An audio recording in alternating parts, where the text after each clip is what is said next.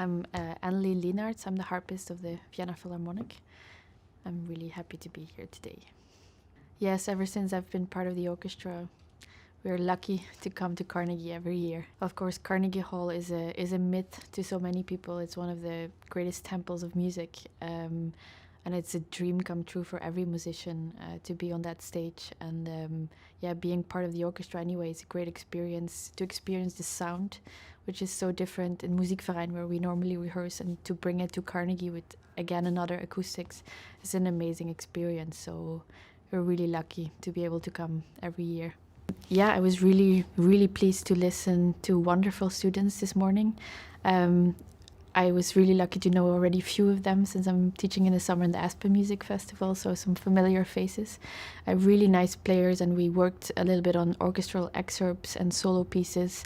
But, basically it comes down to all the same thing. It's all, music that you have to approach in the same way. So it's always interesting to work with people and to see in a short time what they could take from you, because you just give advice and they take from you what is useful for them, and you have to be able to give them a little bit of that advice in a very short amount of time. So it was really nice, very interesting, beautiful players. Yes, of course I did many masterclasses because I think, you can learn your whole life, you can learn from everyone. It doesn't mean that I think it's very important that you always have to see what is important on that moment for you. Maybe you don't have to agree with everything this person says, but it can widen your horizon. It can give you other ideas, other perspectives. And I did many masterclasses because you learn from everyone. Plus, also, sometimes in order to find the teacher that you want to really spend your studies with, it's so important that you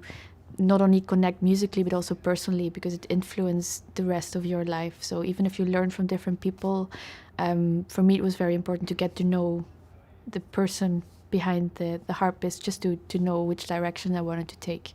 So I think, of course, it's you have to put yourself out there, and for students it's not always easy, maybe because it's stressful, other students listening, but I think the message I want to give to all of them is that we just all learn from each other. So it shouldn't be, to be put on the spot, but just to share and develop ideas together.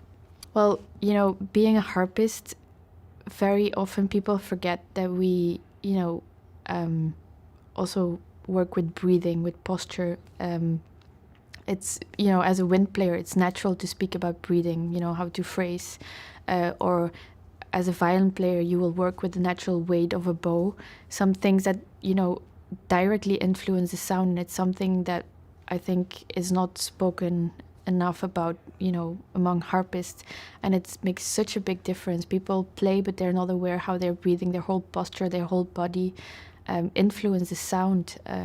And this is something that is really important for me and what I like to work with students. And maybe also something that even got stronger being part of the orchestra, because being a harpist in an orchestra, you have to fit in the sound, the richness of the sound of the strings, and find this richness in your instrument. And it's been a search for me too, but I think it's really nice to make students aware that it's not only about the technique and be as fast as they can, but to really just also think sound-wise that we can be lyrical and we can sing on an instrument without breathing into it, or having a bow to extend. So I think that's something that's personally really important for me. Many people don't know that first of all, we're an opera orchestra in Vienna, and the Vienna Philharmonic was founded out of this opera orchestra. And it's wonderful because we play every night a different opera without rehearsal, which might sound really scary. So the first season that I was in Vienna, I played 45 different operas without rehearsing. So it's really hard, because in the beginning you just focus on getting through this repertoire.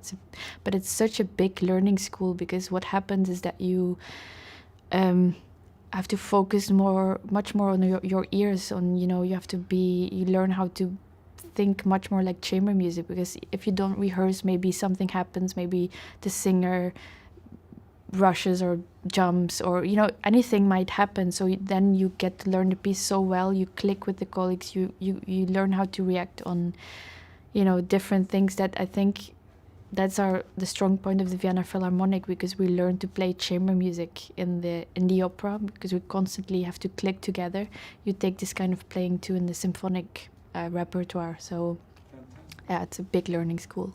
Well, so the last question, is there a difference, and sorry I don't know the answer, but is there a difference in sound technique between European and American harp players? It's a tricky question, of course, because it's also for me hard to judge playing in a European orchestra. But it's been really interesting. For a few years I've been part of the Aspen Music Festival, where we play in the festival orchestra with principals from major American orchestras like New York Phil, the Met, and it's been really interesting for me to be part of that orchestra and to see how different the approaches. Maybe everybody knows that the Vienna Phil plays a little bit late, maybe doesn't play on the beat with the conductor, but I think this comes also from the way we learn to play in the opera, because you have to, before the conductor gives an impulse, you first have to move together, you first have to click together. So I think this comes really from the opera playing, so I can only judge, not, of course, from my point of view, but yeah, I think generally for everyone it's really interesting to see how different orchestras function, and to find how everybody tries to get their musical flow into the music. But it's really definitely very interesting.